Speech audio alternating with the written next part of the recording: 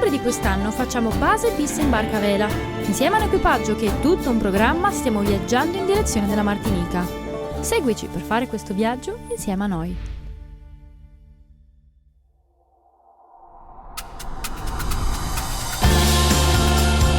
Ci troviamo a Marina Las Palmas, a Gran Canaria, pronti per partire per la traversata oceanica. Stiamo ultimando gli ultimi lavoretti. Abbiamo tirato sul gommone, stiamo facendo un po' di ordine fuori dentro e siamo proprio lì. Stiamo partendo. Martinica, vai!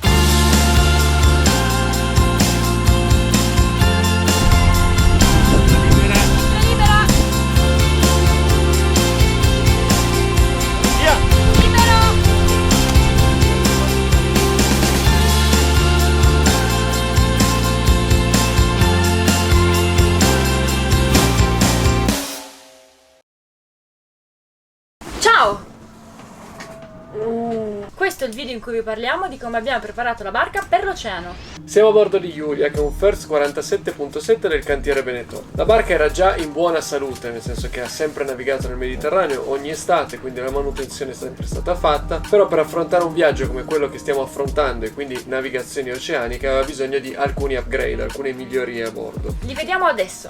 Innanzitutto è stato necessario disalberare per rifare tutto il sartiame. Abbiamo scelto di tenere lo spiroidale e non andare sul tondino, in quanto sì, il tondino è più prestativo ma dura molto meno, invece con lo spiroidale dovremmo avere un po' più di garanzia in termini di tempo. Oltre alle sarti abbiamo rifatto anche Randa e Genoa, che sono quindi nuovi. Abbiamo in caravele una trinchetta, una tormentina, un Genoa di rispetto, che era quello che avevamo prima, che non era ancora arrivato alla fine della sua vita, ma diciamo che non era affidabile per affrontare l'oceano. E in più abbiamo un gennaker con calza e un gennaker che si avvolge su se stesso, noi lo chiamiamo il frullone, che sostanzialmente è più leggero e ci permette con venti deboli comunque di camminare e fare strada.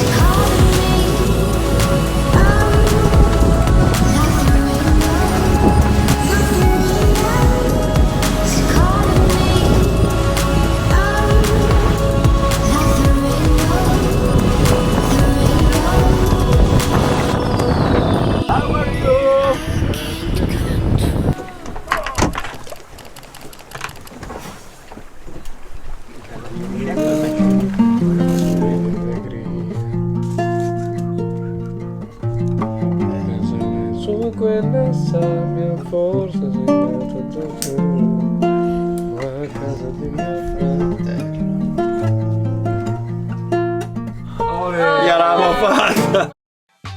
Per quanto riguarda il tema elettricità, anche qui abbiamo fatto dei grandi upgrade. Abbiamo sostituito le batterie dei servizi, che erano 3 batterie da 120 A, le abbiamo messe 3 da 130, più o meno uguali, sempre AGM. Abbiamo installato 4 pannelli solari da 100 watt l'uno, con un regolatore di carica MPPT, e in più abbiamo cambiato l'inverter. Avevamo un Victron 375 watt, abbiamo messo un 1500 watt. Come fiore all'occhiello abbiamo anche preso EcoFlow Delta 2 per avere uno storage di elettricità anche indipendente dal sistema barca, perché ha i suoi pannelli solari, che ci permette di ricaricare tutto ciò che è accessorio, quindi computer, quindi telefoni, tablet e quant'altro. Puleggia dell'addolcitore. Brucia? È calda?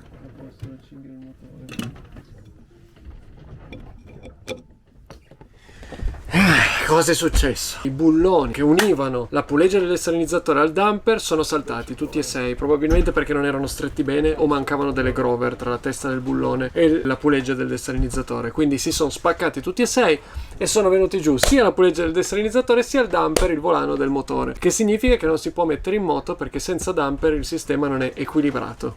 Ciò significa che non possiamo più accendere il motore, né per fare acqua col desalinizzatore, né per caricare le batterie. Dobbiamo cavarcela fino a Capoverde così.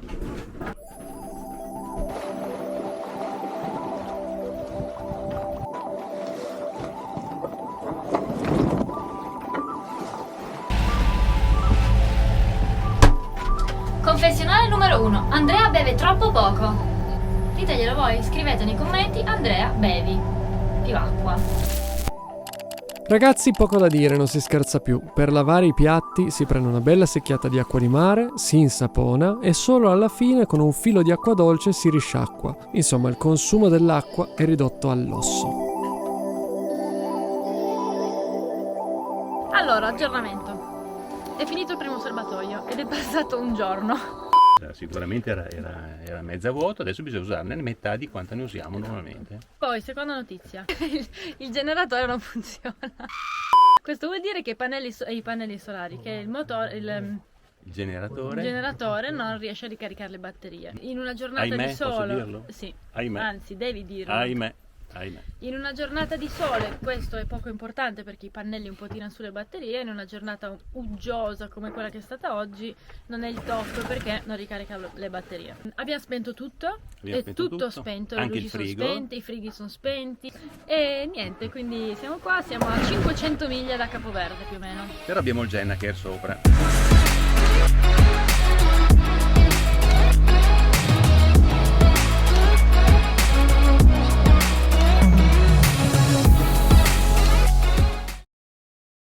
Altro tema fondamentale per la gestione di bordo è l'acqua. Il nostro obiettivo era di essere completamente indipendenti da marine e porti e quindi l'unica soluzione per poter raggiungere questo obiettivo era installare un desalinizzatore. Facciamo un passo indietro, guardiamo un secondo come è strutturata l'acqua di bordo. Noi abbiamo a bordo 4 serbatoi, uno a prua, uno a poppa, uno a dritta e uno a sinistra, per un totale di 1000 litri d'acqua più o meno. Questi 1000 litri durano sicuramente molto tempo se ben gestiti, ma non sono infiniti, quindi siccome noi arrivati di là vorremmo anche essere indipendenti dal dover andare in marina, abbiamo preferito installare un desalinizzatore. E qui si apre il grande capitolo tra dissalatori meccanici e dissalatori elettrici. Noi abbiamo scelto quello meccanico per un elenco di motivi ben specifici. Se volete saperne di più, potete trovare tutte le specifiche nel video che abbiamo realizzato in collaborazione con Nelson. Dunque, eravamo sempre col motore rotto, sempre al terzo giorno di navigazione, stavamo procedendo col Gennaker aperto più o meno a 4 nodi verso Capoverde, che a quel punto era diventata la tappa di ripiego, diciamo.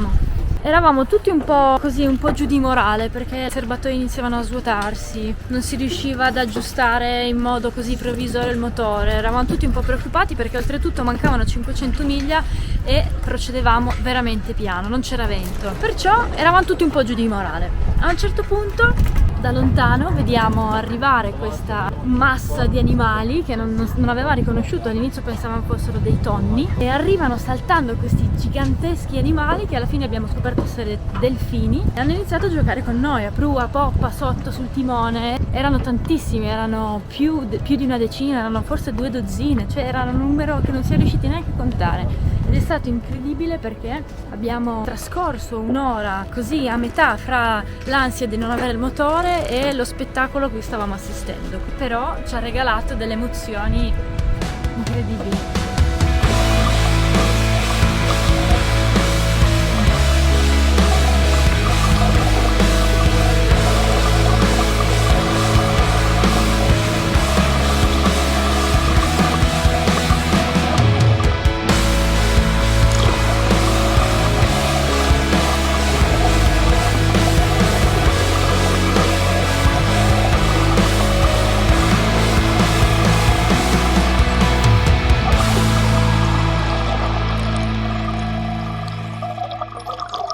Per quanto riguarda il capitolo sugli strumenti di bordo di navigazione, abbiamo anche qua fatto un upgrade. Allora ragazzi, come sapete stiamo ordinando di tutto e di più, stiamo prendendo cose per prepararci alla traversata e qua sono arrivati i primi pacchi e scopriamo insieme cosa c'è all'interno.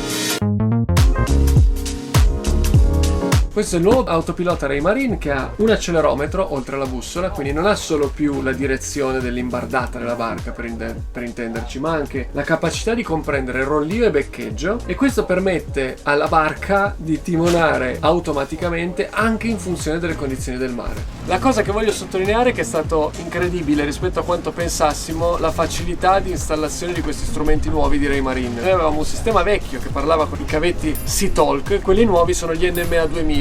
Ebbene Raymarine, per far sì che uno non debba cambiare tutti gli strumenti di bordo se vuole fare l'upgrade anche solo su uno strumento, come nel nostro caso l'autopilota, non si deve impazzire, è semplicissimo. C'è una piccola ciabattina che fa da connettore tra il vecchio sistema e il nuovo, si cabla il cavo nuovo e tutto funziona esattamente come prima. È stata una sorpresa pazzesca perché, ripeto, temevamo che fosse abbastanza complicato e anzi ci portasse a dover cambiare tutto il sistema di strumentazione a bordo. Così non è stato, per fortuna, e di conseguenza siamo stati veramente piacevolmente sorpresi dalla semplicità di cablaggio e installazione di questo nuovo autopilota. Altro strumento implementato è stato l'AIS. Abbiamo montato un AIS 700 sempre di Raymarine. Cosa fa? Ci permette di vedere sul plotter noi abbiamo un Element 9S, ci permette di vedere le barche che stanno intorno, che ovviamente montano l'AIS, vedere dove sono, che velocità fanno, quale prua hanno e di conseguenza se potenzialmente sono degli incroci pericolosi da tenere d'occhio e monitorare.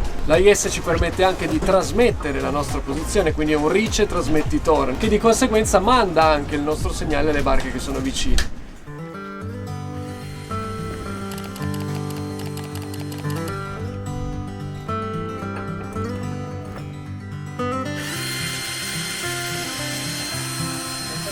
Polla, aggiusta tutto! Hai voglia di arrivare? Ma uomo tutto fare. No, te lo regalo. Grazie, l'ho sempre desiderato.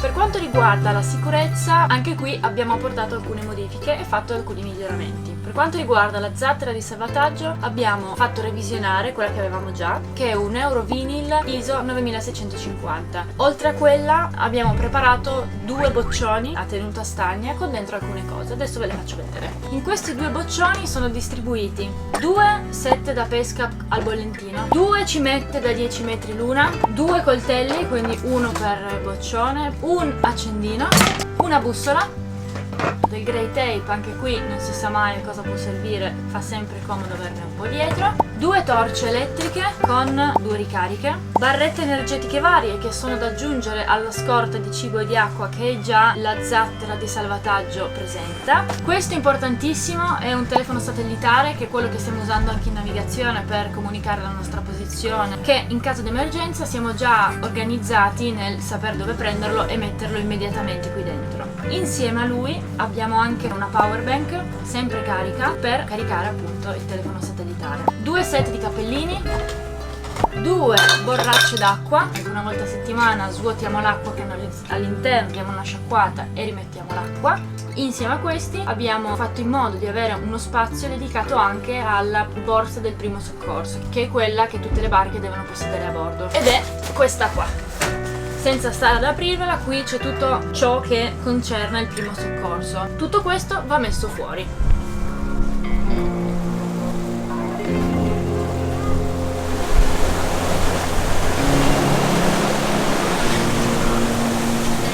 Questo è un altro dispositivo di sicurezza, si chiama EPIRB ed è fondamentale appunto per la sicurezza della barca. Come funziona? Qualora dovesse mai esserci un naufragio e la barca affondare, questo dispositivo, che ha un geolocalizzatore, invia in automatico un segnale di richiesta di soccorso. Può essere sganciato dalla sua sede e portato sulla zattera di salvataggio insieme a tutti gli altri dispositivi di sicurezza, oppure qualora fosse dimenticato qui, lui si attiva in automatico e sempre da solo invia il segnale di richiesta di soccorso.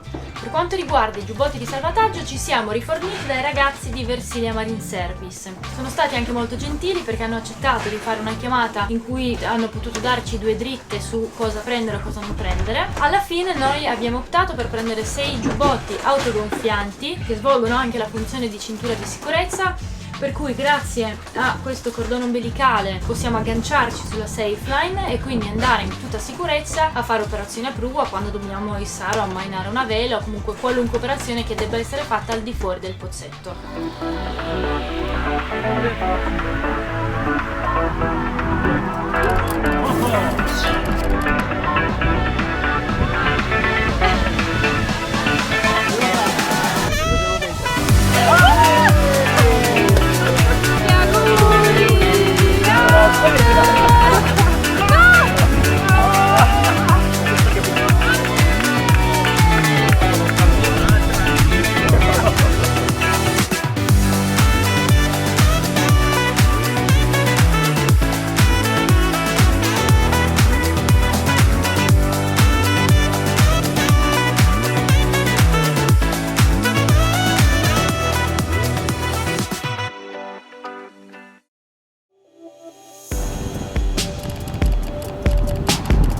Mancano 70 miglia a Mindelo. Il vento è arrivato e e adesso proseguiamo a 8 nodi verso destinazione.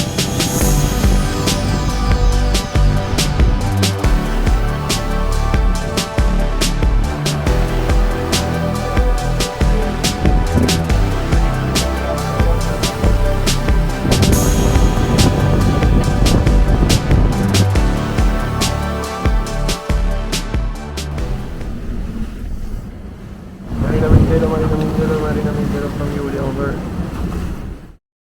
Quindi ragazzi siamo a Capoverde, siamo a Mindelo, ci siamo fermati qui per risolvere i problemi che avete visto in questo video. Da qui ripartiremo con la barca a posto per i Caraibi. La cosa che cambierà sarà che non avremo più nessun checkpoint in mezzo, avremo semplicemente l'Oceano Atlantico e di conseguenza sarà una rotta in cui dovremo assolutamente fronteggiare con le nostre mani qualsiasi inconveniente. Quindi per questo video è tutto, ci vediamo nel prossimo video in cui molleremo gli ormeggi per i Caraibi e per affrontare la vera attraversata atlantica.